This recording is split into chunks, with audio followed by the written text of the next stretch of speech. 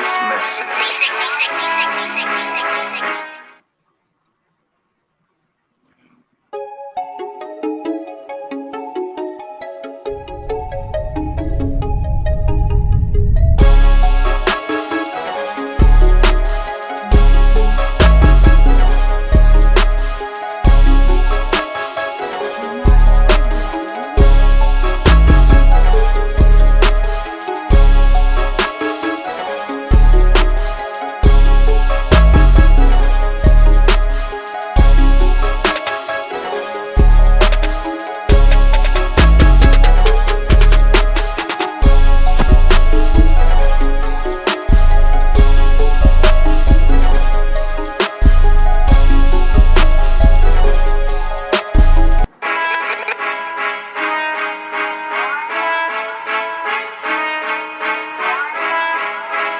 I was told to deliver this message.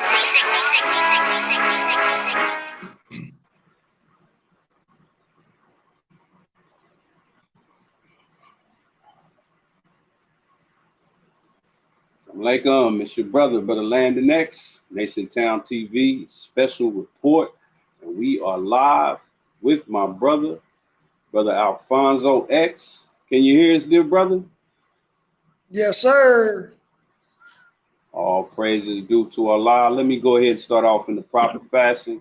In the name of Allah, the Beneficent, the Merciful, I bear witness that there is no God but Allah, who appeared to us in the person of Master W. Fard Muhammad, to whom praises are forever due. I further bear witness that Muhammad is his messenger, the most honorable Elijah Muhammad, to be right and exact and down to the modern times. And I would know nothing of Master Fard Muhammad. I wouldn't know a thing about the most honorable Elijah Muhammad if it were not for this beautiful man, the Honorable Minister Louis Farrakhan, who will be speaking to the world, to the entire world, on July 4th, the year 2020. You have to tune in. You must tune in. It don't matter who you are.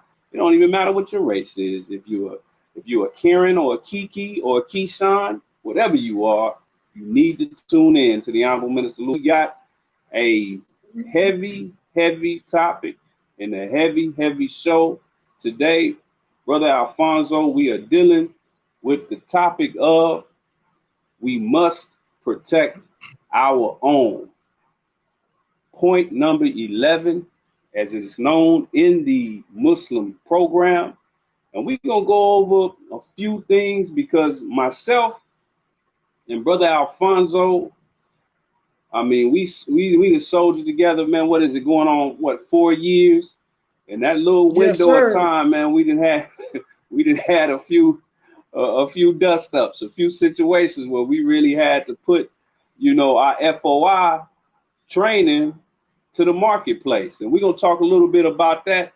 But what really motivated to do this episode was something that you posted this morning. You actually posted it. I haven't seen anybody else post it. And if it was after you posted it. And that was the video from a sister in Miami, in a suburb of Miami, I believe called Miami Gardens. Brother, give us a little bit of rundown how you found this video, reaction in seeing it. And then after you give that rundown, we're going to actually take a look at this video as well as a few other videos. We'd be here all night if we went over all the videos of our sisters being disrespected, whether it be by the police, by any random white man, or even from one of our walking dead brothers. But give us a little bit about how you came up on that video and what your experience was and how you felt when you first saw it, dear brother. Yes, sir. First, I would like to open in the name of Allah, who appeared to us in the person of Master Fard Muhammad, a man who traveled 9,000 miles to wake up, redeem a lost people, uncivilized people into a level of civilization. I also like to open up in the name of the most honorable Elijah Muhammad, his last and greatest messenger and exalted Christ. and also like to bear witness to our divine wonder, teacher, guide, and who is the revealed Messiah in our midst, and that is none other than the Honorable Minister Louis Farrakhan. And to answer Brother Landon's question, I woke up to this disturbing video. The video was originally posted on Africa Diaspora. Okay, that is ran by one of our brothers by the name of Phil Scott. And he posted the video on Instagram. Okay, and every now and then, I will share some of brother's content, on my page. And yes, when I saw the video initially, it took me to the thought that, and I posted this comment on my post as well, that these enemies, these devils, tricked us out of violent protests, and they tricked us into a more peaceful protest, and still, and yet they have their knees on our necks. So I instantly got upset.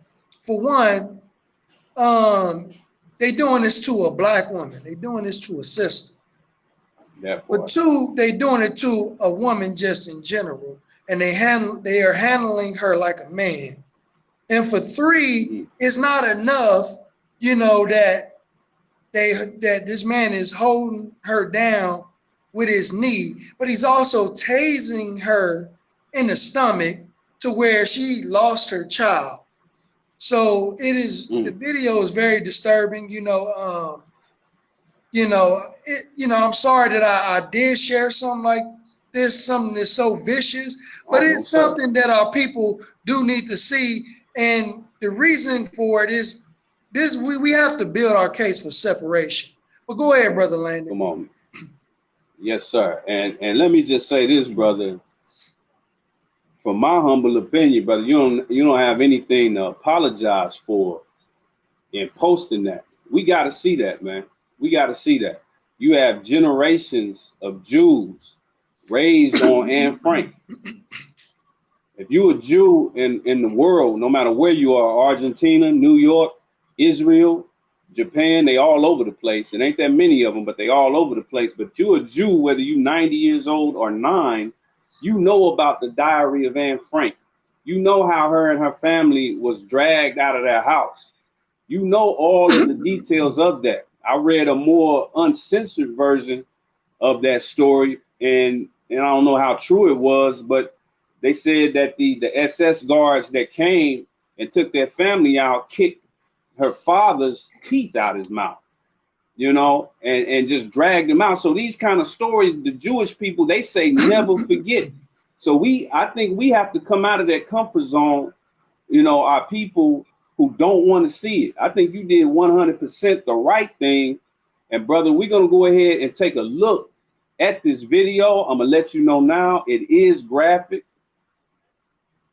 It's not very long. But like my brother just said, our sister is about a few weeks pregnant. And from complications of this incident, she lost a child. I read just a wicked, cracker-ass editorial that tried to suggest that the loss of her baby did not have anything to do with this event. But once you see it, you'll know that no woman can go through this. If a woman just falls down, she's at risk of a miscarriage. So, without further ado, just go ahead and take a look at this. It is graphic, but we need to see this. I need on her neck though. Why are you kneeling on her? Get back! Get back! No, why are you chasing her? Stop. Why are you chasing her? I need on her neck though. Why are you kneeling on her? Get back! Get back! No, why are you chasing her? Stop. And the sister's name is Sophia Satchel. Sophia Satchel.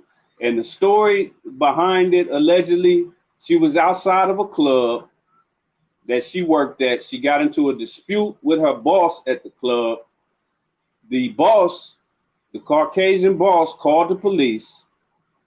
And when the police approached her car, they violently dragged her out. The police officer, right, he actually lied and said that he did everything right and she was the one being belligerent. She slammed his fingers into her door. He made up this whole story, but what he didn't know that there were like 2 or 3 different cameras on him at the time. So that exposed and exposed the fact that he lied on his police report, which is the automatic termination, you know, with any police department in the world, especially the United States. So the devil was indeed terminated. He was terminated, but you know, even though we laugh at that video, you about to lose your job. We ain't out here to collect people's jobs. You know, we out here for justice, man. And that was a horrible, horrible event. And like I said, I really believe, Brother Alfonso, that we gotta let this sear into our minds. Let it sear into our minds to the point that every time we see a sister out there, we see Sandra Bland. That's right. Not a bitch, not a hoe, not a jump off, not a thought. We see Sandra Bland, we see Sophia Satchel, we see Brianna, our sister Brianna that you exposed as well. Brother Alfonso, you're the first person that I heard expose the details of that story, what I did, Sister Brianna. We have to see them every time. And if you don't want to see them, at least see your mama. At least see your auntie, at least see your grandma. So one more time, we're going to take a look at that, and then we're going to go on to a couple of more videos because I really want to lay down the foundation of why we had the urgency of doing this video. One more time, this is Sophia Satchel. Why you mean that? Get back! Get back! No, why are you chasing her? Stop. Why are you chasing her? I need on her next door. Why you mean that? Get back! Get back! No, why are you chasing her? Stop.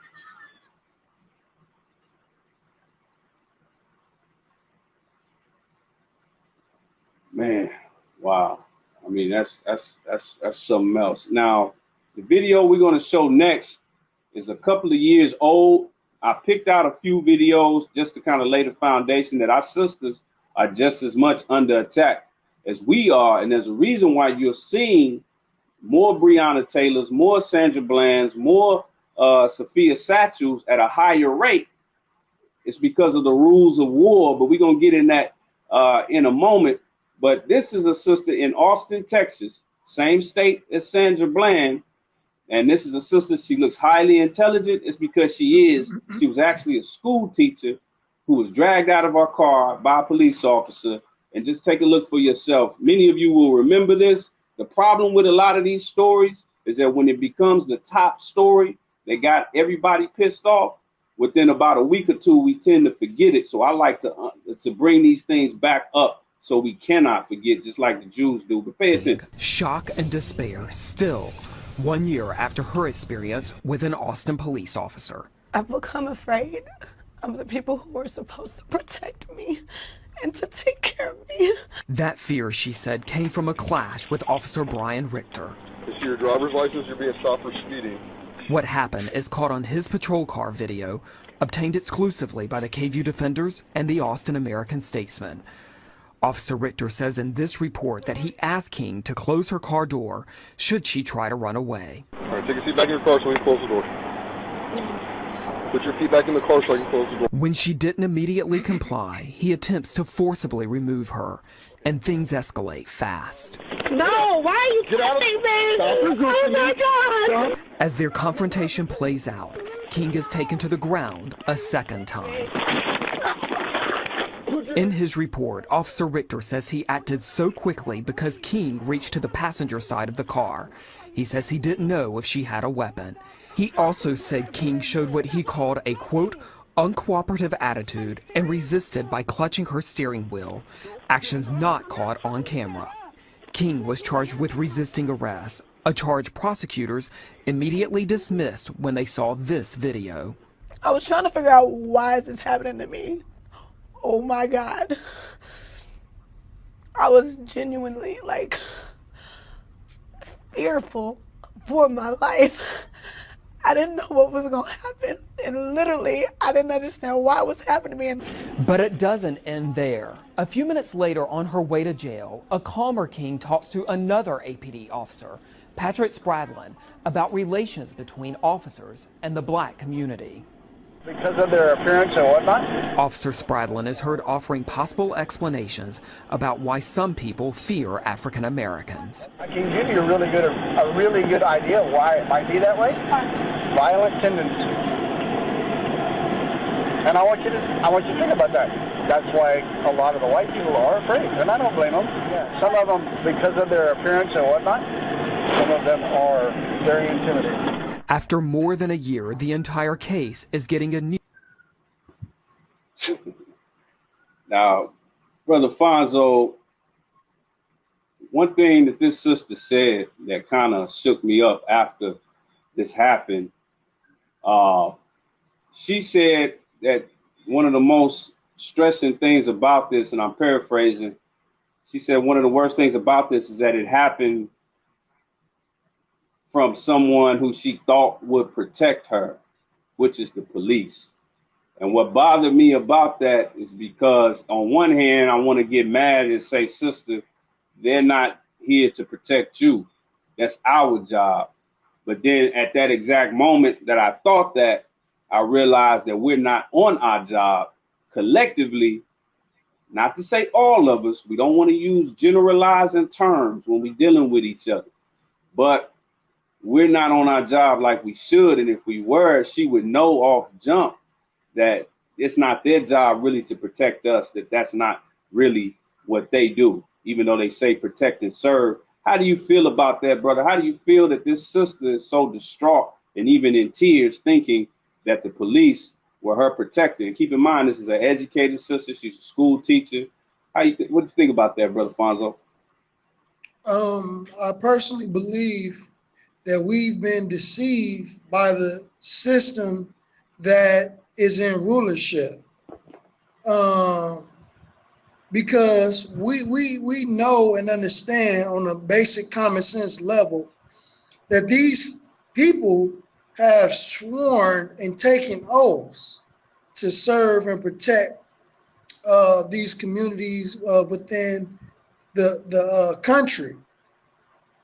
But we don't really understand the origin of the police. You know, they were originally the slave catchers. You know, the people who kept the slaves in line, kept the slaves in check, right, kept the slaves on the plantation. These people is the original KKK, the original Ku Klux Klan, the original neo-Nazi. Right. You know, and the problem with us as a people as a whole is we have too much faith in this system. Now, right, dealing with these situations, with these enemies attacking our sisters, right? See, they already have preconceived notions of who we are in their minds already. You know, they looking at our sisters. They all hoes, thoughts, prostitutes, B-words. They looking at us. They ain't nothing but niggas, thugs, gangsters, pimps, robbers, jackers, thieves. So they come into the community already with preconceived notions, not even knowing.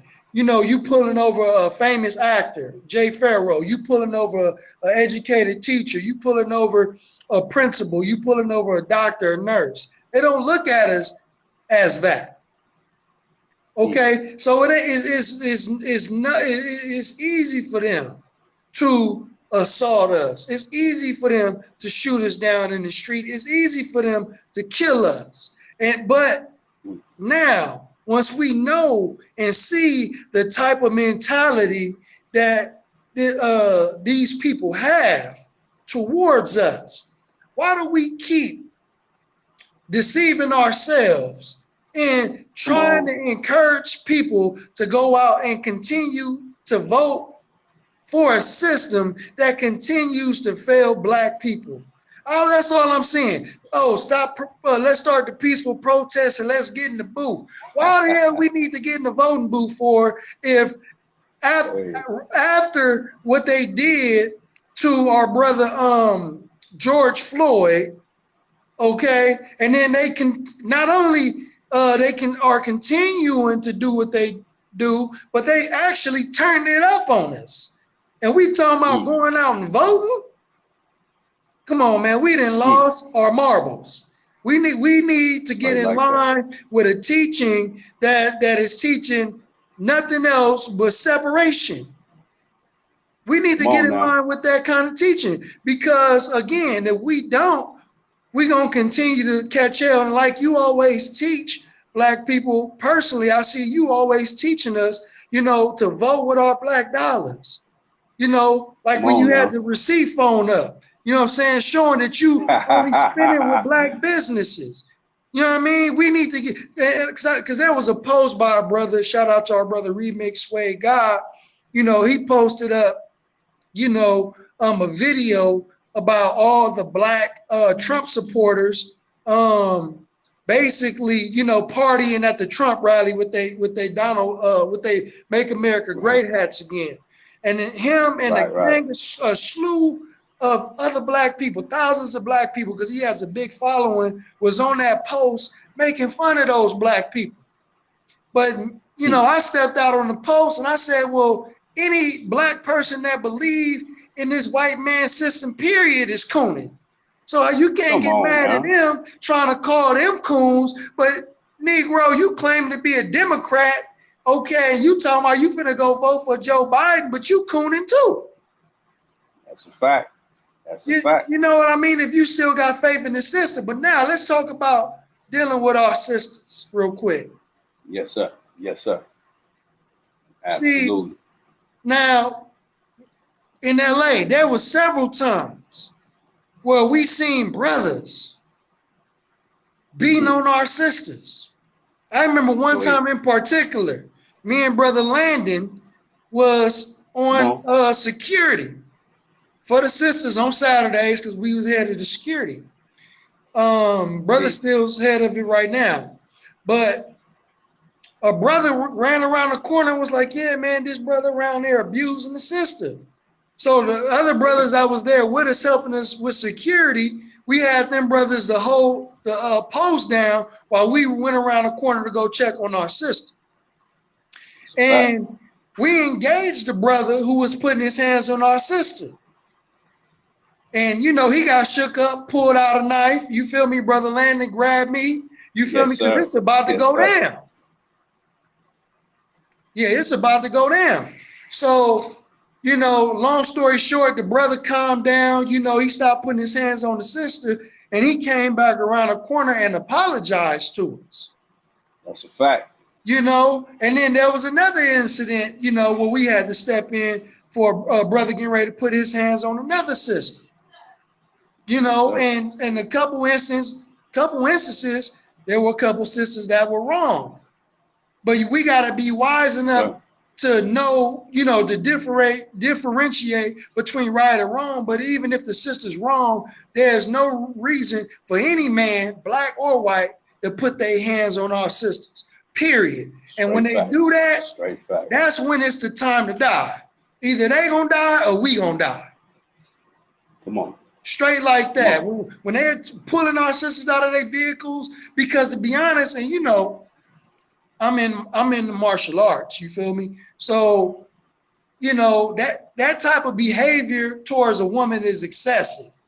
If she ain't no Ronda Rousey or nothing like that, you feel me? That type of handling of a woman, especially if you law enforcement, is very excessive.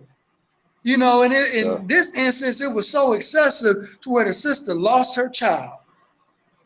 So when we get back to the laws of Moses, okay, the real laws of the Quran, and then when you taking lives unjustly, see, America don't want that type of law in America. But I'm gonna stop right there and let you go, brother. Oh, praise is due to Allah, and you know, and everything you just said was right and exact, brother. That day, I remember it. I remember it like it was yesterday. I took a sister to her car, and I was on my way back to the mosque. And all I felt was like a gust of wind. And I looked up, it was Brother Alfonso. He was marching like a robot. away from the mosque. And I'm like, okay, my brother is going, you know, wherever. I'm not letting him go by himself. So now we shoulder to shoulder, and when we get over there, by the grace of Allah, I didn't see with my own eyes him put his hands on that sister. We kind of came on the aftermath, but they were still bickering and going back and forth. And when we approached him, see, it's something about being a real man, and it's something about being at an animalistic level when you should be a real man. And when those two dynamics meet, you always see the real man in the superior position. Now, what do I mean? Now, this brother was putting his hands on this woman. You could tell that he was reaching out on her. You could tell that he was taking off on her. But when we pulled up, suddenly he went from macho man to afraid. And that's when he reached for his weapon. He saw these two brothers with suits on. We was dead serious. We was coming straight for him. We weren't running in an attacking manner. We were coming with love.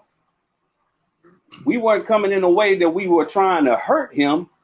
But immediately when we stepped on the scene, he let go of her, and then he reached for this knife, and he had one of those black Rambo style knives. You know what I mean? That'll cut through steel if you grind hard enough. And he was ready to go, but we was ready to go. All I know is that if he swung with it, he was gonna get stumped in the mud. That's right. But remember, the sister was between us, and she was holding us back. Right. I kind of forgot that part. And we're gonna deal with that a little bit too, because the sisters, y'all got a part to play. It ain't that y'all should be blamed, but it's a part to play in these situations. And we're going to hear from the messenger, the most honorable Elijah Muhammad, and what he says about what the sisters should and should not do, and what we should make sure that we're on our post to influence them to not do. But the beautiful thing, like Brother Alfonso said, is we diffused the situation, and then this brother took the initiative. He took the initiative to come because he knew who we were. He knew our brother Bean Pie Mike. We know him as affectionately Bean Pie Mike, aka Michael K. Muhammad. And he kind of, refereed the whole situation after that. Got together with Brother Alfonso. He was 100% apologetic. Turns out the brother, he was a working brother. He was just stressed out. They going through I believe it was a dispute with their children. That's his baby mother, and disputing over some money and whatever the case may be.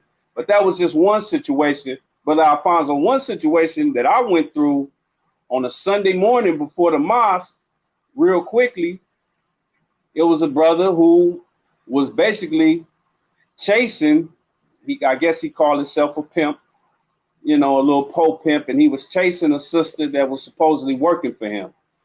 And she was running. It wasn't like a full speed chase. She was kind of power walking. He was power walking. He was about 20 yards behind her. Right. And when our people see us, especially the sisters, they know what we about. They know what we play with and what we don't play with. So she saw me. I'm on post on the corner, my corner at the mosque. Everybody knows what my corner is at the mosque. And she pulls up and she kind of stands just near me. At first, I'm like, because I didn't see him at first. I'm thinking maybe she just 5150, something going on with her. And then I see him and he hollering. And then when he see me, he gets a little quieter. And then he looks at me and says, "What you gonna do?" I looked at the brother. I said, "Man, listen, whatever you gonna do, you're gonna have to do it through me. You're gonna have to do it through me." So he went across the street. First, he gestured like he had something on him, which he probably did. Probably had a knife or gun. But when I stood my ground, see, when you're thinking on an animal level, which so many of our people are, they operate just like animals.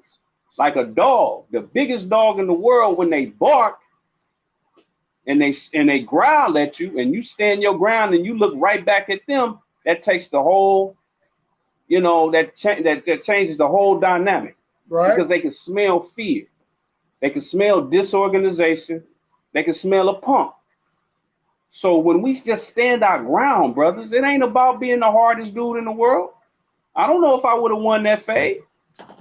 I don't know what would have happened with the brother with the knife with me and Alfonso. I don't know. You know, it was another situation where sister was going at it with her baby father, and he was in the passenger side. She was driving, and she just pulled up to the mosque. Never I seen her at the remember mosque that. before in my life. And she just pulled up and looked at me and said, "Get this nigga out of my car." I'm like, okay. You know, I talked to her, I talked to him. Eventually he got out the car. So our people look to us, not because there's something magical going on, and maybe it is divinely magical, but nothing spooky.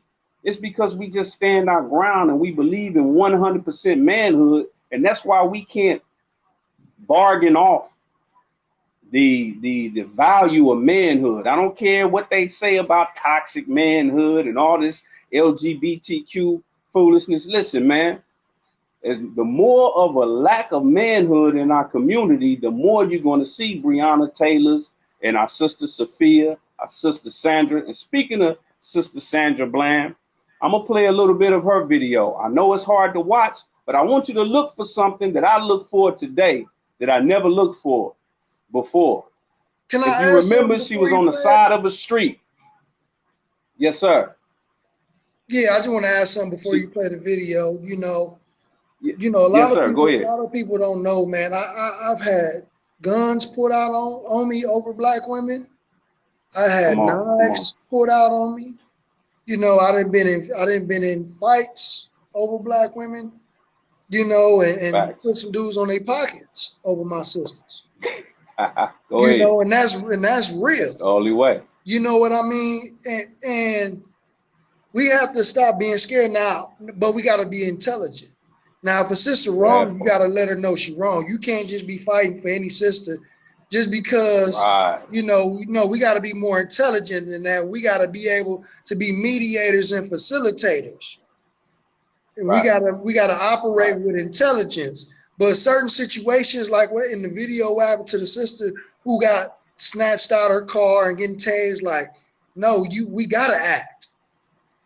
Got to. We gotta act. So I just wanted to add that. Yes, sir.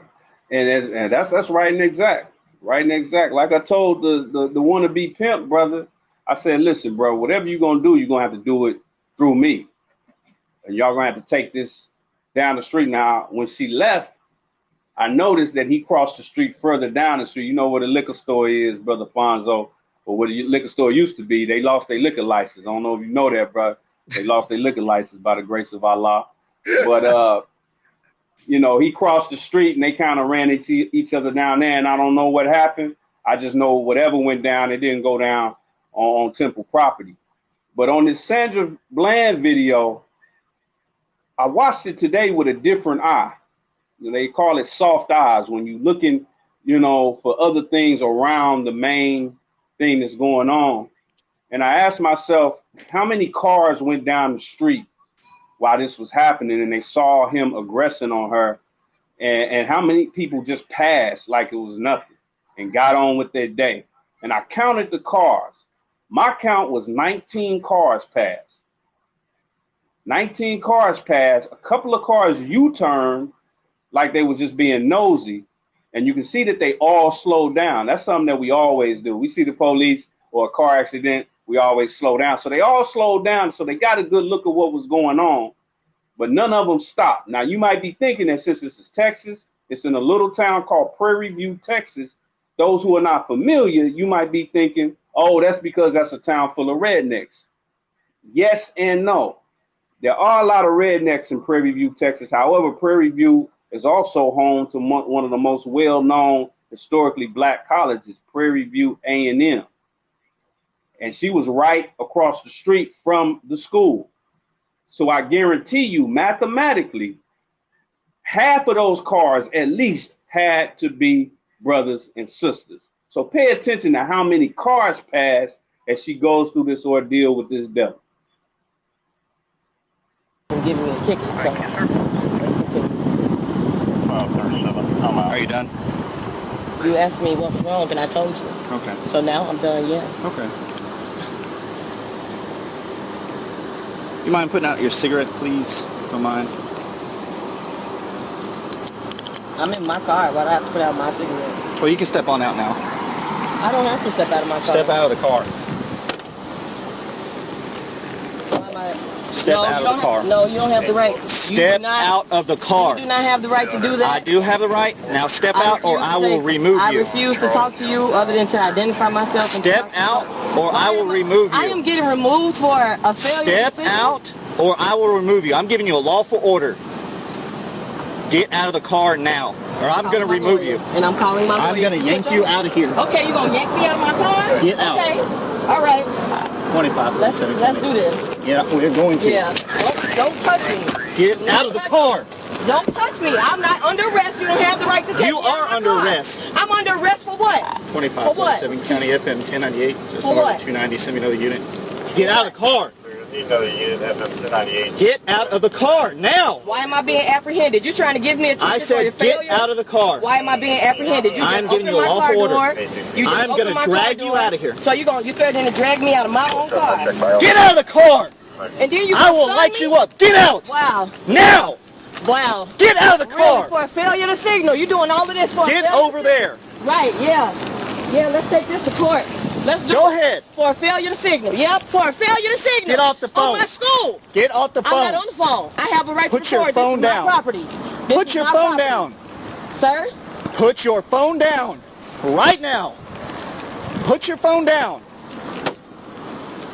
For a f***ing failure to signal, my goodness. Come over here. Y'all are interested. Come over here now. You feeling good about yourself? Stand right here. You feeling good about yourself? Stand right For there. a failure to signal, you feel real good Turn about around. yourself, don't you? Turn around. You feel good about yourself, Turn don't you? around now. What are you? Put your hands Why behind your am I back and being turn around. arrested? Turn around. Why can't you tell? And like I said, Brother Alfonso, Prairie View A&M is not one of the most, well-known, I won't say prestigious, but well-known HBCUs, but it is an HBCU. Right. So this was the equivalent of something like this happening around the corner from Howard, around the corner from Morehouse, around the corner from Bethune-Cookman, around the corner from any other HBCU that you may or may not be aware of. So this wasn't just a little hick town where it was just a bunch of rednecks passing by. There was it had to be at least 50% of those cars were black people who could have at least pulled over and just said, "Sister, you okay?" Or just pulled over and just said, and just made your presence known, because that's legal. That's Every right. state has different laws about how many feet you have to be away from the incident, but you can just be there. And just the fact that a man is standing there, I don't care if you're 3 feet tall and 30 pounds, but when a man step out the car, that changes another man's mentality as far as how he's handling a woman, regardless of race, So tell me this, Brother Alfonso, since we both have experiences with these, we have experience with coming to our sister's aid, and we have also top-notch training. Shout out to our beloved Western Regional Student Captain Halim Muhammad, who has trained both of us very well. Tell us how you believe a brother should react when he's seeing a situation. Let's say it's at the stage where Sandra Bland was when he was pulling her out the car, when we obviously can tell that it's getting a little rowdy. And then how do you think we should react once it's 100% rowdy and he's definitely manhandling her and disrespecting her? Well, one thing that I would do, is make sure the conversation doesn't get heated. It doesn't get out of hand. Right. And you always want to remind the brother or sister to just remain calm, and just comply, and that's how we're taught. And, in the nation, in the FOI, is to, just comply. You don't have to get all crazy, get all rowdy, and, and just if he asks questions, answer the questions, you know, and you know, if they start to try to abuse their authority, then hey, I just want to speak to my lawyer. Now if they start trying to get all physical unjustly, then and I'm just a bystander, then you got to step in. You got to stand in between both parties.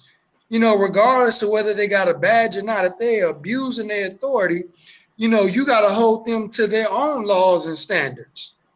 And that's what I would do. Just try to do everything that I can possibly do so it don't escalate. Because if I'm there for a brother or sister, I'm gonna do my best to make sure they are being right and exact. They are in the right. Right. You know what I mean? So when this devil tries to aggress upon them, then we justify in doing whatever we do to him. Yes, sir. Straight like that. It just basically conflict resolution. And that's why many of those police officers respect the FOI in the first place, because we are great mediators. I remember a time with me and Brother Ed. We was in the rolling 60s, because that's his former hood. And they had murdered a brother named Ratbone, right? It's funny how I remember the brother's name and I never even met him. And the LA sheriffs murdered this brother because he was running from them. So they shot the brother in the back and killed him, which is no justifiable reason to kill that brother, right? They shot him in the back and killed him by one of the. It was, matter of fact, it was across the street from where Nipsey was murdered, right by the liquor store, right across the street. And so his people were out there and they was having a candlelight visual mourning this brother. It was me, Brother Ed, Brother David, and a couple other brothers. And all his homies and family members was out there at the candlelight visual. So the LAPD, right, came in like 15, 20 cars with helicopters, like 2 helicopters flying all over the place. Talking about they had they got an anonymous call that they were rioting and they were, just basically acting crazy. But we believe it was a lie, right? They just did that as an excuse just to go out there and try to intimidate these brothers and sisters, right? So when they saw the FOI out there, instead of just going out and because we think that they was just going to go out and just attack these brothers and sisters the way they drove up. And Brother Ed is my witness, Brother David is my witness. So instead of fulfilling what their hearts really desired to do, which was attack these brothers and sisters, they saw the FOI on the scene. And instead of saying anything to those brothers, they approached me and Brother Ed and said, look, man, we got called by the disturbance and da-da-da. And we said, look, man, we've been here the whole time, and these brothers and sisters have been nothing but peaceful. Well, they was like, well, look, man, just because it's private property and all this and that, we just going to ask y'all people to leave for now. And then just later, if they want to come back for the candlelight visual, they can come back later. Just for now, just ask them to go. Right? Yes, and, we did that, just so it wouldn't be a bigger issue, because they were so upset, like the brothers and sisters, they were so upset, they was ready to go to war that night. But we was just like, bro, just for the sake of peace, let's not even go there. You feel me? Because the brother was killed, and let's not even go there. And they agreed. Yes, you know what I mean? So the enemy has enough sense to where when they see the FOI on deck and they know what type of training we have, they know to just get out the way. They automatically know. So if black people were more structured, like the FOI, black people came and got the training that we are so willing to give to our people, I personally Come on believe now. that it'll alleviate 90% of our problems and Peace. with law enforcement. Yes, sir. Yes, sir. Praise be to Allah. And the thing about the FOI is that we're the buffer between our people and the devil. And whether you like it or not, to our people watching that are not registered members of the Nation of Islam, we appreciate you watching. Shout out to everybody that's chiming in. Our dear brother, T.A. Abdul Hakim Bey, brother Wesley Driver, Muhammad. I saw brother OG, Triple OG, Lebo chiming in. But to the people who are not actual registered members, whether you like it or not, it's either us or the devil. And like Brother Alfonso explained, you know, we know how to deal with them. We have the training to deal with them, and they respect us. There's a viral video that you can go on YouTube and find right now of the Monday night after Brother Nipsey Hussle was murdered, where they were tearing up. It was essentially a riot. People want to know where the Muslims are. That night, we were right boots on the ground because we had instructions from our Western Regional Student Minister to go out there. And we brought peace to the situation. And you should have saw these police officers who were in full riot gear. They had every weapon known to man. All of them had sticks. And I ain't talking about walking canes, Brother Alfonso. They all had sticks. They all had poles. And all we had were our bow ties and our God, who appeared to us in the person of Master Fard Muhammad, who also gave us our training, our FOI training. And they looked shook. They looked like they were about to throw their equipment down and just clock out and go home. And all we were doing was lined up in a militant fashion. But they knew that if they were going to bust any heads, any Aboriginal heads, they were going to have to start with us. And they just didn't want that smoke. And I'm going to give you another example of how we can handle these situations. I love what you said, Brother Alfonso, about how we should handle all of these altercations. We should first, you know, like you said, help cooler heads prevail. And I would also say just your presence, man. I can't put that enough. See, the devil knows. He's an animal. He's a beast. So he knows when you ain't about that life. Just like you might look at a homie in the hood and look him up and down, see how he dressed, see how he carry himself and say, oh, he ain't about that life. The devil looking at you the same way. So when you pull up with your phone, your hand shaking, and you saying, leave her alone. Why are you doing that to her? Oh, my God. Oh, my God.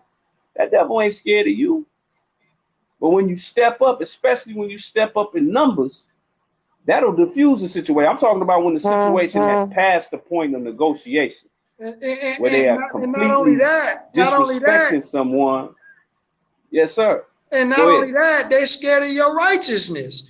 They know when you out there and you living they know something else is going on. They know they can punk you. They know they can punk you. You can talk to your brother. Oh yeah, you a BA nigga. But as soon as you get in front of the police, yes sir, no sir. Come on. All right, sir. Assume the position. Yeah, assume the position. Get down, squat, and cough. Yes, sir.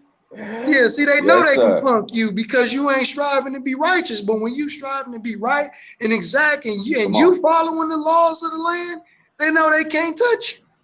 Go ahead. Yes, sir. Yes, sir. Absolutely. Now, one thing I want to point out, when people want to know how the FOI, the Fruit of Islam, how we see our women, how we and why we protect our women. You go to almost any Saviours Day prior to 1975, when the Most Honorable Elijah Muhammad was in our midst, or after 1975, after the resurrection of the nation, you would see these huge banners. Now, these banners over the years, you know, they started off as actual, you know, like physical banners. But I remember 2 years ago at Saviours Day in Chicago, the banners were electronic going around the arena. And it says, we must respect and protect the black woman. Why are we so serious about respecting and protecting the black woman? First of all, in the Holy Quran, it ordains it. It speaks of the pleading woman. There's an entire chapter, chapter 4, that deals with the woman. Al-Nisa. It tells us how we must give that black woman her rights and also protect her. But I'm going to pull up the Muslim program, which is on the back of every Final Call newspaper, where we tell you 10 points about what we want and then 12 points about what we believe. And before we get into detail about what we believe about God, I'm going to say that again. Before we go into detail about what we believe when it pertains to Almighty God, Allah, who appeared in the person of Master Fard Muhammad, before we even get into that, we make sure you understand how we feel about God's second self, which is the black woman. Let me pull that up. This is the Muslim program, point number 11. As you can see, number 12. Number 12 says, we believe that Allah God appeared. And I didn't cut that off out of disrespect. I wanted you to notice how before we go into detail about God, before that, point number 11, we say we believe our women should be respected and protected as the women of other nationalities are respected and protected. That's right. So that's why we go as hard as we do when it comes to our sisters and what we are in the Nation of Islam. We ain't no, you know, we are, you know, like the scripture says, many are called, few are chosen. So we are peculiar. The scripture also says that peculiar people. We are a peculiar people, but we're also a standard that our brothers and our sisters can look to. So don't think that just because you just ate a pork chop sandwich last night or because you're not living the most righteous life, ain't none of us perfect. But the simplest thing, the most human thing that a real man must be able to do in his community is protect his black woman. Now, real quick, Brother Alfonso, I'm going to go into, you know what I call it, the black man's Bible. Message to the black man. Let's see what the Most Honorable Elijah Muhammad has to say about the black woman. He says, the woman is man's field to produce his nation. If he does not keep the enemy out of his field, he won't produce a good nation. If we love our vegetable crops, we will go out and turn up the leaves on that vegetable stalk and look carefully for worms that are eating and destroying the vegetables. We will kill that worm, right? I mean, that makes sense. Right. That makes sense, Brother Alfonso. And for Yes, those sir. who don't know much about farming, I don't know much myself. That's a science that's really been taken away from us because of how valuable it is. But if you don't understand farming, you should at least, let's say, if you don't understand the analogy of farming, then let's say if it's your car, brother. You know how brothers are about your car. Right. It's like your car. You see anything that could affect your car. If you get mad at birds that boo-boo on your car, whatever you going through, you make sure that you protect, you put covers over your car. Make sure you clean your car. You better not see nobody sitting or leaning on your car. See, we have to have that same mentality about our women. Brother Alfonso, how do you feel about what the Most Honorable Elijah Muhammad says on page 58 about the black woman? Yeah, I mean, you know, this is our mother. This is our sister.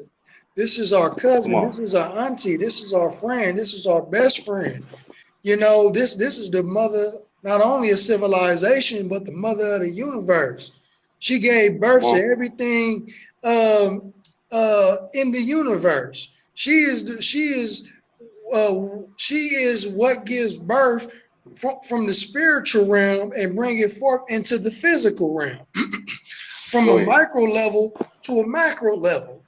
You know, and that's why the Honorable Minister Louis Farrakhan teaches us, when you go back and watch his epic lecture in Madison Square Garden, that he teaches not only just respect our women, but to respect all women. And he said the reason why the world is in the condition that it's in today, because it doesn't respect the woman. You know what I mean? But it's something about that black woman who has caught so much hell for over 400 years. You know, she's a different kind of woman. She's a special kind of woman. You know what I mean? Why? Because she's a reflection of us. There is no love better than the love of a black woman. So shame on some Come of you on, brothers say go that. out, go get you a white woman, trade your black woman in for a white woman. You know what I You know, mean? I You yes, know, sir. I like what Brother Nuri said. He said, man, white girls, that's the gateway drug for homosexuality. I'm with that. I'm with that 100%, dear right. brother. You know what I mean? So yeah, Yes, so sir. she's already been through so much, man, since slavery, where when the slave master used to cut her belly open and cut the baby out her stomach and stomp on the baby's head. You know what I mean? She used to watch her man, you know, get tied up to horses and get his limbs snatched apart. You know what I mean? She done been through she done been with us through a lot, man, since day one, man. Since she been with us since before the sun, moon, and stars. You Go know, ahead. according to the most honorable Elijah Muhammad. You know, so I mean, if she's getting attacked, then you getting attacked. You know, if Come they on, kill her, that they part. gotta kill me too. You know, because when I Right. They got to kill me first. when it comes to mine, you know, I turn into a whole nother being. You know, I'm not even Indeed. myself no more. You know what I mean? Yes, sir. And so we have to adopt that type of mentality, but we also got to think intelligently too. You know, we got to quit being cowards, and we got to quit having faith in this system, man. There's Come nothing on. for us in the white man's world, man. We got to come together, Nothing. and separation is a must, man. It's either separation or death, man. Period. Yes, sir. And speaking of separation, I'm going to read a little bit more from that same section, A Message to the Black Man, from the Most Honorable Elijah Muhammad. He says, again, we will go out into the cotton field and look for the enemies of our cotton and try to kill that enemy. We study poisons and chemicals of the earth, and we pour these chemicals on the enemies of our crops to keep the enemies from destroying them. We love a crop that we can produce every year, every season, so well that we will kill every enemy that we find seeking to destroy it.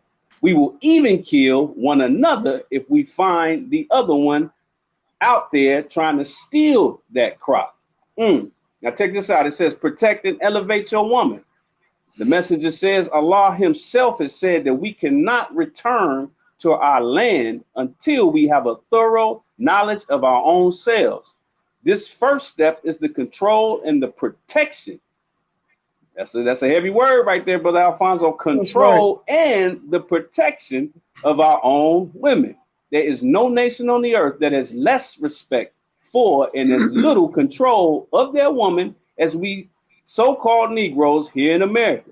Even animals and beasts, the fowls of the air, have more love and respect for their females than have the so-called Negroes of America. Our women are allowed to walk or ride the streets all night long with any strange men they desire. They are allowed to frequent any tavern or dance hall that they like whenever they like. They are allowed to fill our homes with children. Now, Brother Alfonso. Yes, sir. That's a heavy part right there where the messenger, the most honorable Elijah Muhammad, and the honorable minister Louis Farrakhan teaches us that we cannot protect something that we cannot control. Exactly. That's just common sense. I remember growing up with my mama and my sisters. I used to always hear my mama get on my sisters about letting their purse just sit anywhere away from them in public.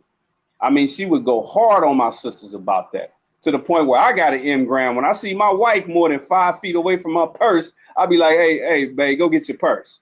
Right. And the meaning behind that, I'm sure every sister watching this, knows what I'm talking about. How can you protect the valuables that you have in your purse if you don't have it on your person?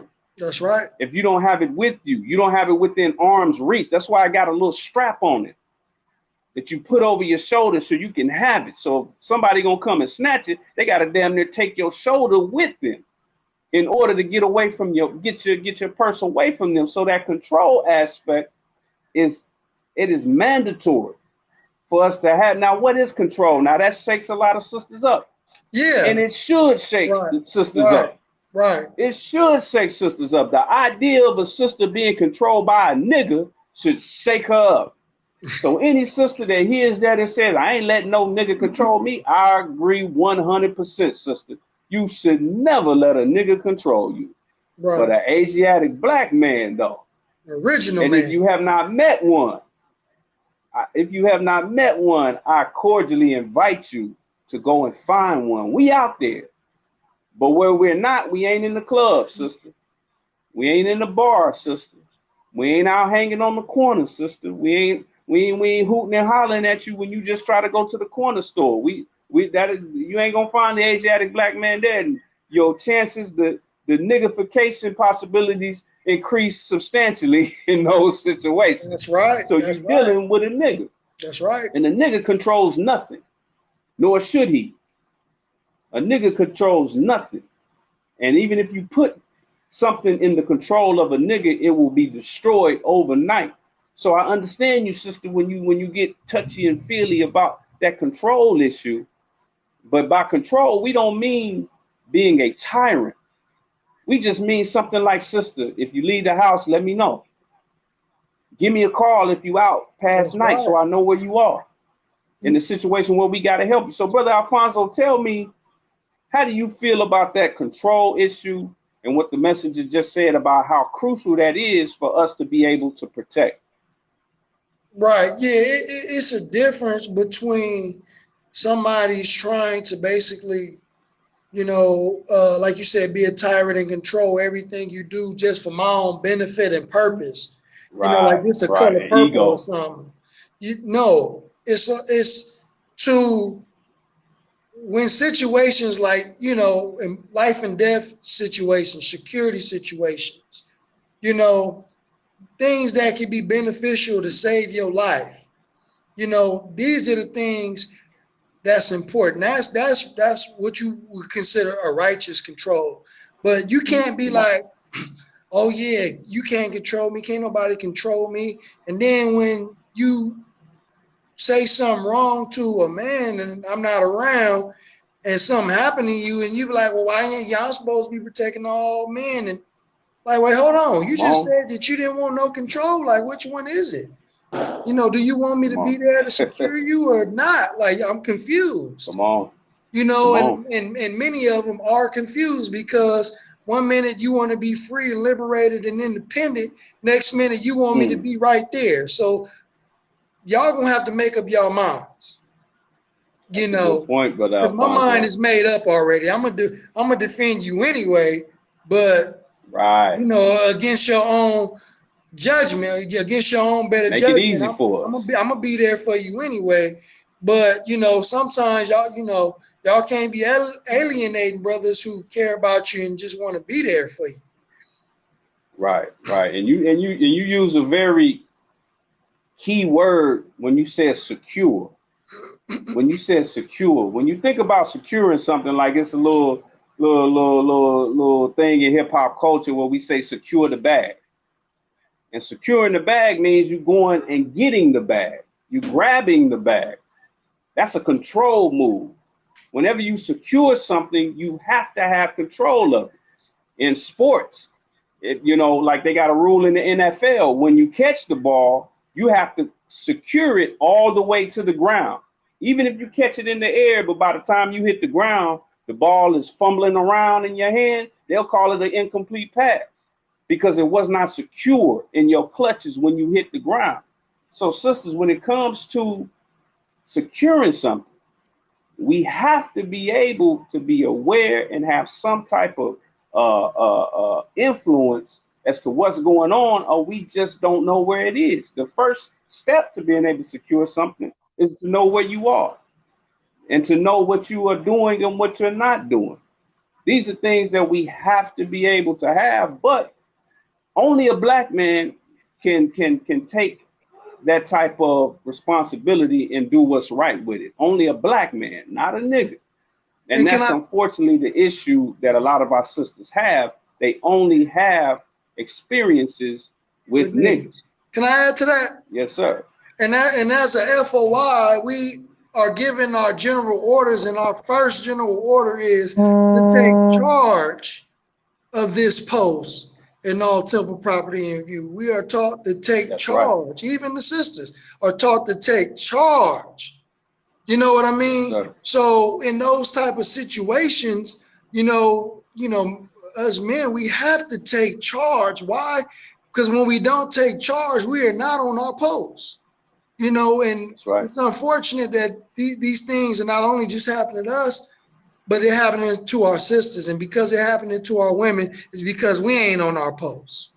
You know, when we get on our posts, you know, it alleviating almost 99% of the problems. Because I remember the Honorable Minister Louis Farrakhan saying in the lecture that if any man think that you're going to rape one of these women who are wearing these garments, these MGT, or you going to harm one of these sisters, he said that we will snatch, he said they can lock you up, but we will snatch your ASS out of the judge's hands and deal with you. We will snatch you out of the judge's hands and deal with you ourselves.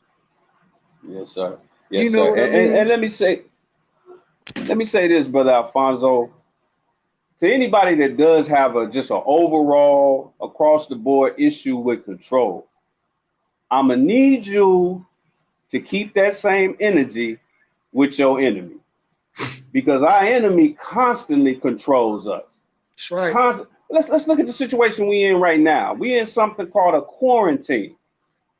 Now, every municipality and state in the United States of America, as well as around the world, they suddenly set a list of rules because they were trying to get control of a pandemic that had gone out of control, so they say.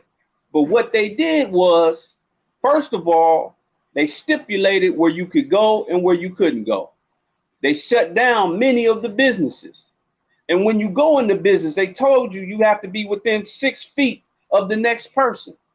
Then they started control what you wear. You can't go into a business without a mask on to this day. That's right. You must be covered. You understand what I'm saying? You must be covered. Certain places you can't go. Certain time of night where you can't be out. This is the enemy controlling you. But because he's put some kind of fear in you, and I'm not downplaying COVID-19, it's serious. But he put that fear in you that this COVID-19 can kill you. So I see a lot of sisters and brothers 100% submitting. Let me go get my we getting creative with it. You got masks that's so pretty. You got glitter. You got cartoon characters. You got all kind of stuff on these masks. Right. We are gladly following the instructions of our enemy. Gladly keeping that 6 feet distance. Gladly staying at home. So when you get instructions, if you can't be controlled, ain't nobody gonna control you. You don't care what. Okay, well, do the same thing when you go to work. When your white boss says, "Hey, Shaniqua or Kevin, whichever one you are, hey, Shaniqua, hey, Kevin, I need you to stay late. Now your children are still at the daycare. You need to spend more time with them. What do you tell your boss? Yes, sir. Yes, sir. Okay. So if you can't be controlled, if you're gonna be a rebel everywhere. The last place we should be a rebel is at home. The last person we should be rebellious against is our brother or even our sister. We should be inviting and understanding with each other, and that's our problem. We're inviting and understanding with everybody but ourselves and our own people. Now, I want to read another excerpt, Brother Alfonso, from the Most Honorable Elijah Muhammad, because it's going to lead into another video that I want to show. And we also are going to hear from the Honorable Minister Louis Farrakhan tonight. Oh, yeah, we got to hear from the chief. Got to hear from the chief. But the message says, look at that second paragraph. He says, well, I'll read some of the top paragraph for context. He says, stop our women from trying to look like white women by bleaching, powdering, ironing, and coloring their hair, painting their lips, cheeks, and eyebrows, wearing shorts, going half nude in public places, going swimming with them, and lying on beaches with men. Have private pools for our women. Yeah, our women, they want to swim too. The message is telling us we should have private pools for our women. and guard them from all men. Stop them from going into bars and taverns and sitting and drinking with men and strangers. Now, the reason why I read that part, Brother Alfonso, is because the video I'm about to play, the messenger brought up pools. Now, there was an incident that you may remember in Texas where there was a young sister who was accosted by the police. But I want you, again, our sisters who have issues with that C word, control. I want you to notice how the messenger is calling on us to step up. If you're looking at it in that feminist way, you're just looking at what the messenger is saying that a woman's supposed to do. But really, in every part I just read, he's talking to me. He's talking to Brother Alfonso. He's telling us that we should have the financial means where our woman don't have to go out in public to have a good time. We should give her the kind of resources at home or be able to take her somewhere private where she can have this fun and let her hair down and have a good time. But pay attention to this video and remember that the messenger brought up the topic of pools, and then pay close attention to this. Hey, Brother Landon.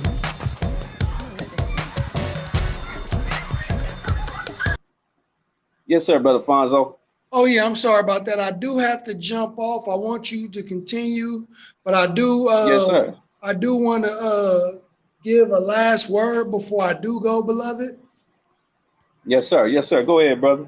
That I do. I want to encourage my brothers to secure and protect the black woman, and even all women. If you see any other woman being abused or attacked, you know, don't be heartless, you know, and just allow her to get attacked. You know, that's just not our way, you know.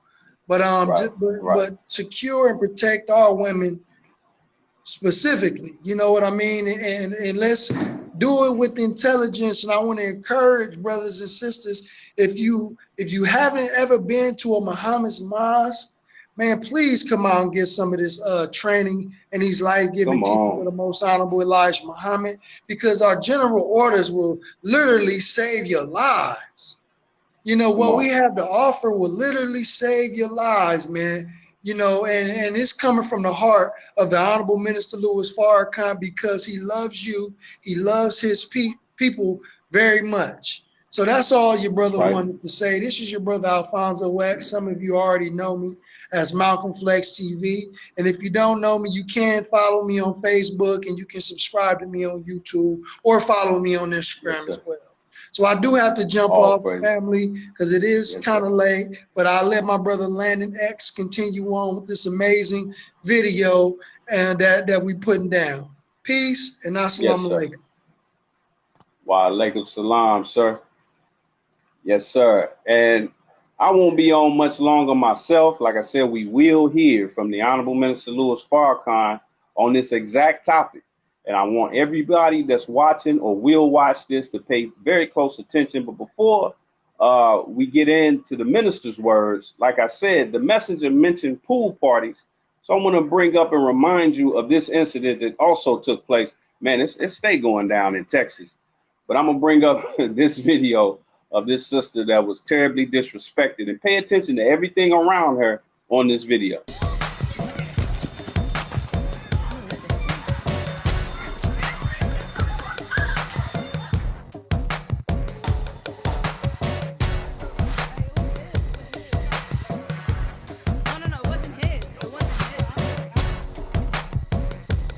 Cops get here. What's up, man? Oh, thank you.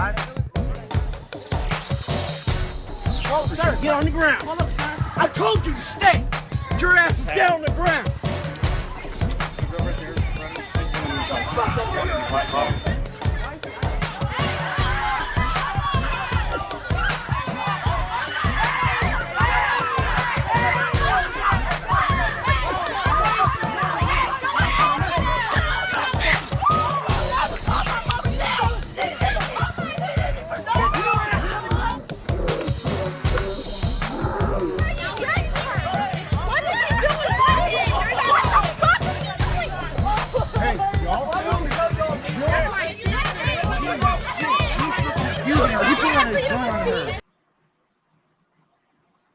Man. Now, if you notice, there was really only one brother that attempted to get this devil off of our sister. But there were many young men surrounding that situation. And I'm going to tell you, it's strength and it's power in numbers and in conviction. And the fact that I know that all of those young brothers who were standing around, if you went into their phones and went into Tidal or Spotify and listened to their playlist of rap music, they probably listening to some of the most gangster, some of the most OG, triple OG, hard music that you could ever listen to. They listening to some rapper talk about how many people he done killed, how much dope he done sold, how many women he done ran through, how he ain't the one to mess with, he ain't that dude to still on. I mean, but then when they find themselves in a situation where it's time for them to get gangster in the most righteous fashion, they just stand there or they hold up with a shaky hand they phone and they turn into Steven Spielberg and Spike Lee. Listen, man, if there's ever a day to die, they say there's 6 million ways to die. There is not a better way to die or to get hurt or to get stolen or to get arrested than to get arrested fighting for your people, particularly for your black woman. And speaking of being willing to fight for our people, both figuratively and physically, shout out to our Western Regional Student Minister, Abdul Malik Saeed Muhammad, who touched down and visited us again. Our beautiful Western, who is doing such a beautiful job, and he's doing exactly what you see right here on this picture. He is putting a smile on the Honorable Minister Louis Farrakhan's face. Ever since 1985, he has been a cold soldier for the Honorable Minister Louis Farrakhan. He's followed instructions to a T. He is perfect enough for me as a Western Regional representative. And like Brother Alfonso just said, you know, once we get back into the regular mosque structure, make sure that you come out and hear this brother teach and represent as what I call the left hand or the left arm of the Nation of Islam and the left arm of the Honorable Minister Louis Farrakhan. But before I get out of here, I want to point something out as well. Speaking of the minister, there's an instruction that we have that we cannot fight the enemy with our sisters by our side. And that kind of touches on the issue that you kind of see bubbling to the surface, because the narrative has changed with these riots and these uprisings. It's a lot of sisters now saying, where are the men? There was a young sister who came up missing who was in these protests, and then they found her body. People are saying, where are the men? Where are the men? People looking for the FOI, looking for the Honorable Minister Louis Farrakhan. Well, you'll hear from him on July 4th, 2020. But we have instructions also that in a time of conflict, the sisters have to step back and allow us to be the men of the situation. Why? Because we cannot fight the enemy and protect the woman at the same time. That's like playing offense and defense at the same time. It's impossible. It's no sport in the world where you can play offense and defense at the same time. But I want to we gave you a bunch of FOI examples of standing our ground against this enemy. Now I'm going to show you what we call a lost found or 85% example, a beautiful example. And surprisingly, it was an example from celebrities. Now I kind of knocked our rappers, talk about how the negativity that they put out there. But some of our rappers are really about their life, especially the ones who follow and listen to the Most Honorable Elijah Muhammad.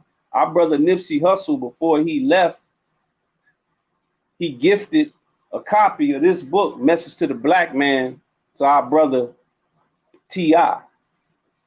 And rapper The Game is not only someone who's very aware of the teachings of the Most Honorable Elijah Muhammad, but he's also, just like Nipsey Hussle, he's been mentored by our beloved Western Regional Student Minister, Abdul Malik Saeed Muhammad. And I'm going to show you a video where T.I. and the Game were coming out into the parking lot after a show. And there was some type of issue with the local police. I believe it was out here in Los Angeles. But I want you to just pay attention. No blows were thrown. No bullets were shot. No guns were fired. But watch just how when you stand up like a man, just like it says in the scripture, resist the devil and he will flee. Pay attention to how these brothers pulled this off. I was very, very impressed. But pay close attention to what they actually did.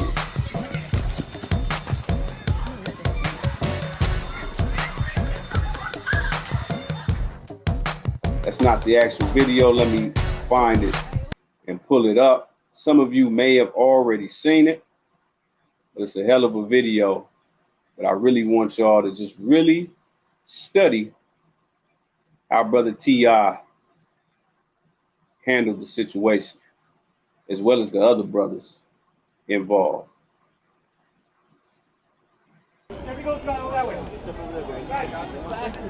Oh, y'all hit him like that? This is a crime scene. You was there. This is a crime scene. Y'all got a lot of people to beat up. Go ahead and hit the crime scene. To beat up. Go ahead and hit got good lawyers. Go ahead and hit him now. Go ahead. Hold up. You back up. Back up. It's us to beat up. Hit him like man, hold on. Hey, man, hold on. Let me go. Why my pump? Look, I'm from Warner Brothers House. You say so. Don't touch him again. That he's dead. All that pumping don't do nothing. Don't touch him again. That don't do nothing. You wish you would hit somebody out of here. Don't do that, young man. Are you trigger happy too? We not bothering you. You trigger happy? TMZ, put it on it. TMZ, hey, get the camera on Big U. Hey, listen.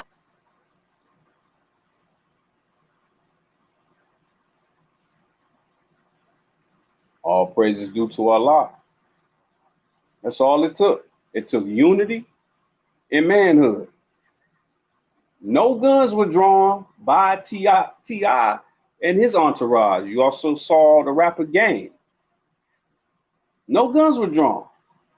So to those who think that our salvation is based on going out and getting a gun, look at that gun next time you got one in your hand. Look at the name on it.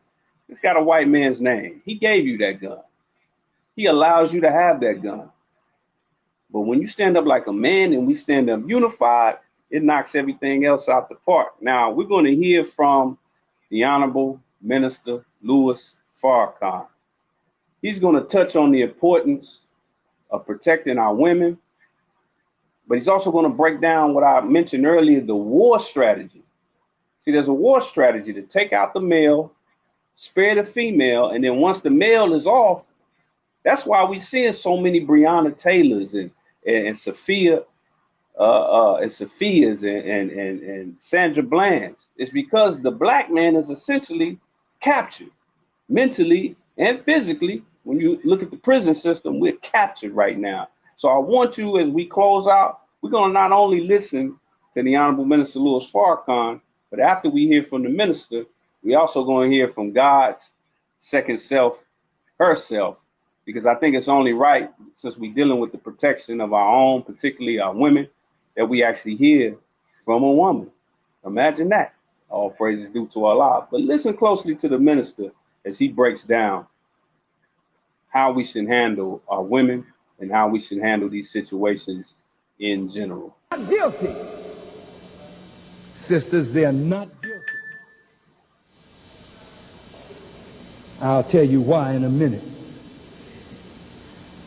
If a man's duty is to preserve and protect you and to upkeep you and to keep you in the specified state that God has made for you, this is why men fight over women. But you fight over her for the wrong reason. A man should die before he let a stranger contaminate his woman. A man should kill. You didn't hear me, brothers.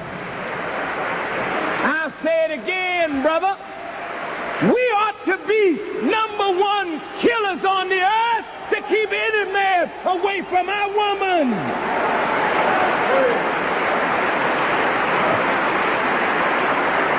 Yes.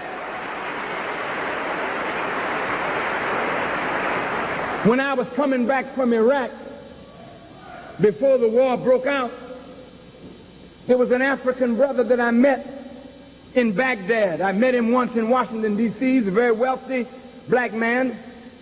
But he said to me, Brother Farrakhan, I would like to come back to the United States, but I would like to be a citizen and get a green card. You know what I mean? So I'm wondering, do you know any women or woman that I could take up with? In other words, we make an arrangement. My son is my witness. I said, brother, I will kill you.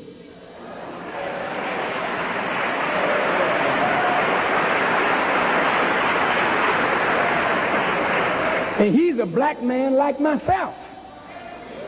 Well, you know what the hell I'll do to somebody else? He's my brother, but I'll chop his damn head off over this. Yeah, brother. I want you to hear me well. Because we will kill you over these.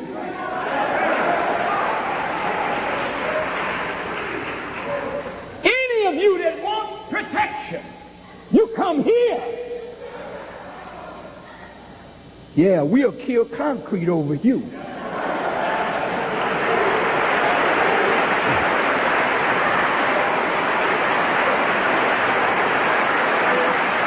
Do you know why? A man is not worth anything if he will not protect the woman that gives birth to his own nation.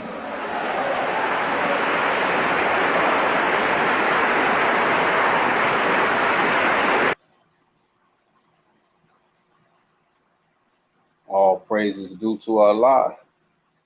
Now I want you to pay attention to the fact that he said that we should die before we allow a strange man to contaminate our woman. That doesn't just mean physically hurt her. It also means mentally hurt her. Brothers, we got to be so much on our deen and so much on our post that she's looking to us for guidance. She's looking to us for an example. We are in such a poor condition, and the minister's about to touch on this in a minute, that she has to look elsewhere. She has to get her guidance from Real Housewives or wherever. She has to get her guidance from reality shows. What guidance are we giving her? The only place a lot of us are guiding her to is the bedroom. So she's got to get real guidance elsewhere. Now, pay attention to the minister as he goes further in the same exact lecture.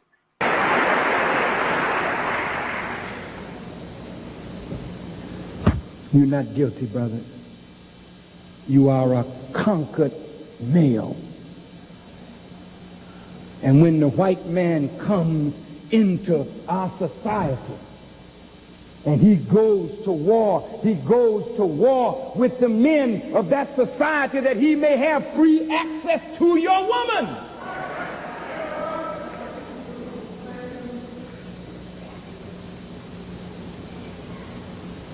And he has gone to war with us and conquered us as men. And therefore we could not be to her what God demanded of us to be until we are made free of the mind and the power of our enemies that control and dominate our thinking. We have to be freed mentally, and that's why Jesus said, you shall know the truth, and the truth shall set you free. And once you are a free black man, then the thing you have to do is then free your woman and your children and become the man to her that God demands of you and me. What does God demand of us? All praise. praises are due to Allah. We're going to hear one last excerpt from the minister, but I really want you to pay attention to this one. So for those that are out there, now this lecture looks like it's from the mid-90s, the mid-1990s. But for those who are looking around all of these protests that are 80% white, they've been hijacked by Antifa, hijacked by alt-right groups, and you're looking around saying, where are all the men? Where are the Muslims? Where is Farrakhan? I want you to pay very close attention to the minister because he's going to answer that question. He answered it about 30 years ago. Pay attention. And to her that God demands of you and me. What does God demand of us? God does not demand that we picket white people to build us a school. God don't demand for us as men to pick up a picket sign and go downtown and say, we want justice. If we are men, we'll get our heads together and take justice. We'll give ourselves justice.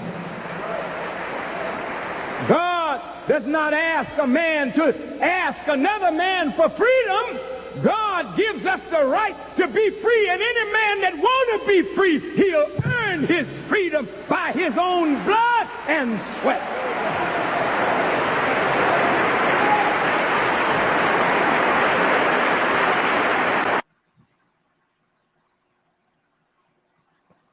God does not ask. God does not create a man to ask another man for our freedom. We take and we make our freedom. That's what we believe in the Nation of Islam.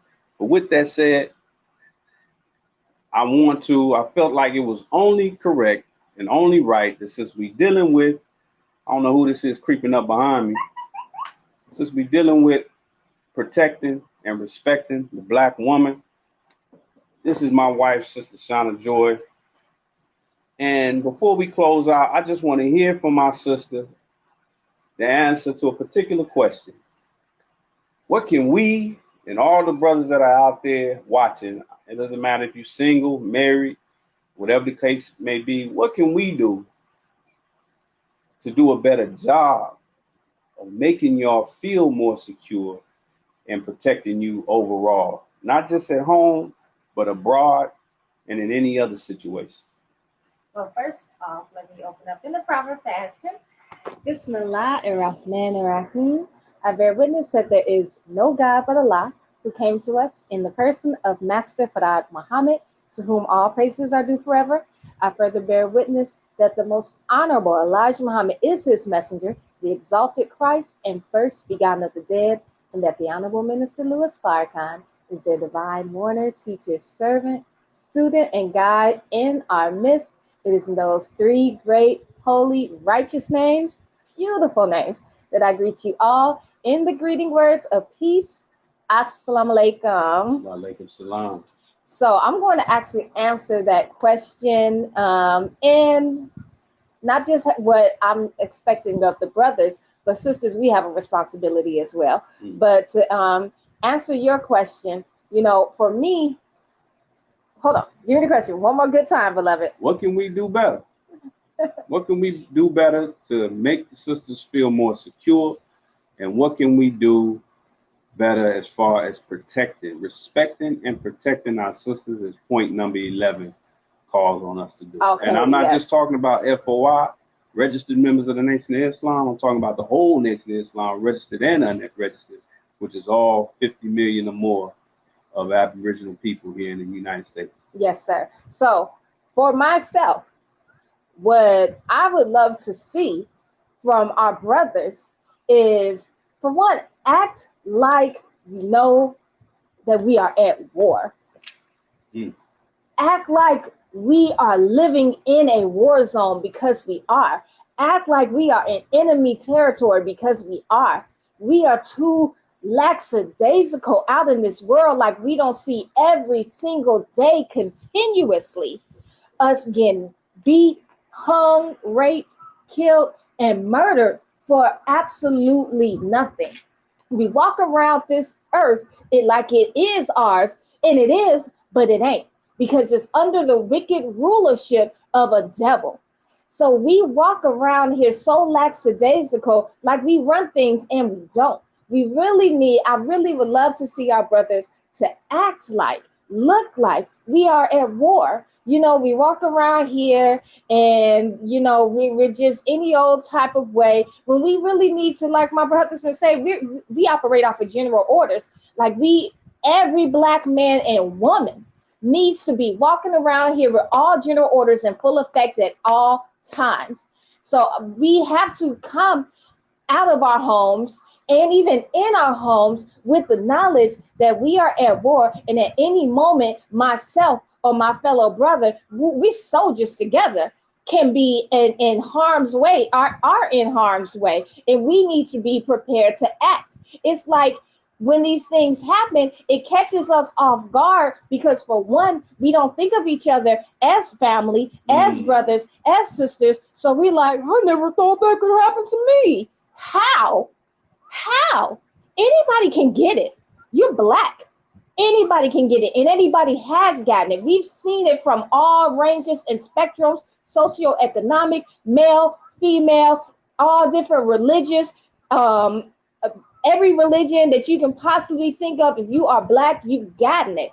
If you are old, young, anything in between, we are catching hell all day, every day. It's for us to be walking around, skating around like like we're running stuff. We can't do that until we separate and we are really in a place, in a position of power where we own and operate everything, and we are in a secure area with us that we trust and we love. No. So I want to see us looking more focused when we're out. I'm out. If I go out, happen to go out to the store, or even if I go to the car, my head is bobble mode. I'm looking around, you know what I'm saying?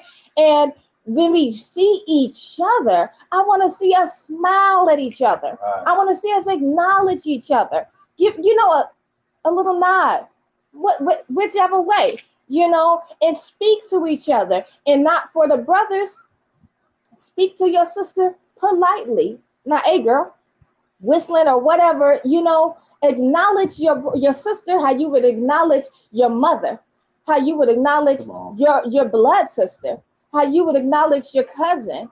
And sisters, respond back politely. Everybody is not trying to holler at you. Okay? Come on. Let's not be vain. How you doing, sir? Have a blessed day. Whatever it may be for you. And sisters, we have a responsibility at that same token to extract the best out of our brothers. We have a responsibility to portray ourselves in a manner whereas we need and deserve to be protected. If we have all of our goods and our finery out here on display saying, come get it, come touch me, then that's what you're going to receive. And it's unfortunate that we live in that type of world, but we do. That is the reality when we have been made devils underneath the foot of Satan. So we have to be aware, sisters, and I bear witness because I was not dropped out of heaven. I came up out of hell. I've been on both sides. I've been in the world, and I've worn tight, low cut, scantily, I've been scantily dressed. And then I've come into the knowledge and the appreciation of myself. And then I've changed the way I've dressed, and I see and I experience every single day that I'm out in the world dressed as a righteous Muslim, whether I'm in a full garment or not. But if I'm dressed modestly, and especially when I have this covering on, which I always do, that I extract the best out of my brothers. They will greet me, if women and men will greet me in a proper fashion. How you doing, sister? Hold the door. That looks like, oh, hold on, let me get that door for her. You know what I'm saying? So I want for the brothers, I want for all of us to act like, I'm expecting for us to all act like we're at war. And then if you're at war, you're not gonna go when you see your fellow soldiers getting ambushed. You're not gonna go and pull out a cell phone. You're gonna go and bust back. You're gonna go and fight back. You're going to go to their defense, and you're not gonna go, hey, leave them alone. You ain't got to do them like that, bro. You're going to go with fury if you're at war, if you're in a real battlefield. But we need to come into the knowledge that we're in a real battlefield. When you come and you pull out that cell phone and you're like, oh, that's telling the enemy that, oh, he's not going to take this justice into his own hands. He's going to bring his justice to my white brother. He's going to bring his little footage to my white brother and let my white brothers and sisters decide, So you're as soon as you pull out that cell phone, but like my husband said, if you stand up like a man, excuse me, no, brother, that's not happening. And you just impose yourself and extract fear. Not to say that fear isn't going to jump up in you, but you extract that fear from you, impose yourself as a man that God created you with testicular fortitude. Then you're going to show, oh no, they're not having this today. They don't have no cell phone pulled out. Oh, snap, So they're going to have to bow down to the force and power that Allah has, the God-given right of force and power that Allah has given our brothers and us to exert upon this earth that we created with him. So that's what I'm expecting. Act like we're at war. Act like you're at war, brother. Act like you know. Act like you know where you heard it from. We that's the danger of sport and play. And being so distracted. Yes. And I just want to say again to my sisters, because that's the question. That's why the question of us protecting our women has bubbled to the surface, is because we're turning on the news. Whose news? We're reading the news. Reading whose news? We're going down a timeline. Whose videos? Whose timeline? And we see these images of sisters on the front line. And I got to give it to them. They are on the front line. But whose front line? Whose front line? And the sisters feel like they're alone. So again, before we get out of here, I'm going to play the minister's words. What he said about the whole protesting thing and the whole, picketing and all of that. But also, before we get out of here, I want to let everybody notice in the Los Angeles area that once again, this weekend, we will be feeding our people. See, this is how we protest. We take care of our people. We take care of our people through the Operation Feed My Flock. I think up to this point, Western Regional Student Minister Abdul Malik Saeed and the believers of Mosque 27, as well as our study groups in Lancaster, as well as our brothers in Orange County and Long Beach, by combination, we are getting close to have fed. We've fed somewhere close to over 10,000 Black Aboriginal families in the projects here in Los Angeles. Shout out to Nick Cannon, who's also sponsoring this. But this weekend, tomorrow, at 12 to 4 p.m., we will be on the corner of El Segundo and Wilmington. Those of you that are familiar with Wilmington Arms, we will be out there from 12 to 4, and we will be feeding our people. As always, definitely make sure you come out. But getting a little late, so we will close out with the minister, and also a reminder regarding the July 4th, 2020 World Address. The minister is going to address the world. We have not heard from him publicly, I believe, since February. So it's been a while. We're going to hear from our beloved minister on the 4th of July, which is Independence Day, but not that Independence Day you're thinking of. But with that said, family, I'm going to leave you with the minister, which is the same as leaving you in peace with the words of peace of As-salamu alaykum. And to her that God demands of you and me. What does God demand of us? God does not demand that we picket white people to build us a school. God don't demand for us as men to pick up a picket sign and go downtown and say, we want justice. If we are men, we'll get our heads together and take justice. We'll give ourselves justice. God does not ask a man to ask another man for freedom. God gives us the right to be free, and any man that want to be free, he'll earn his freedom by his own blood and sweat.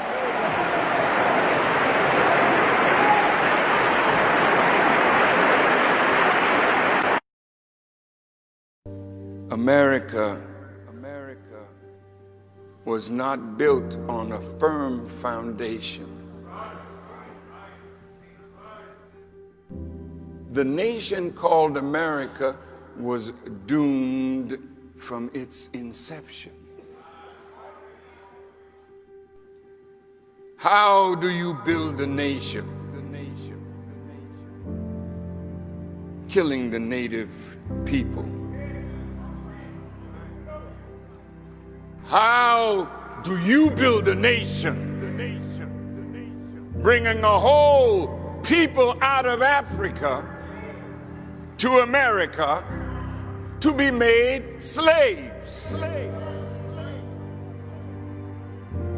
This is your foundation.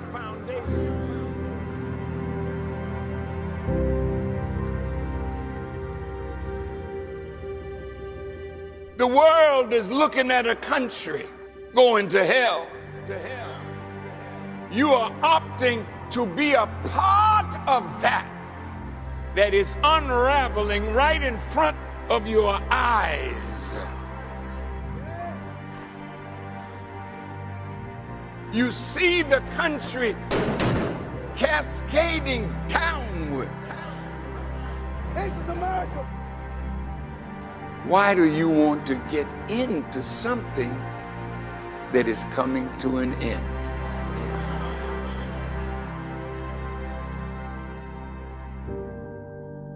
So we are living in the time of the unraveling of this great nation.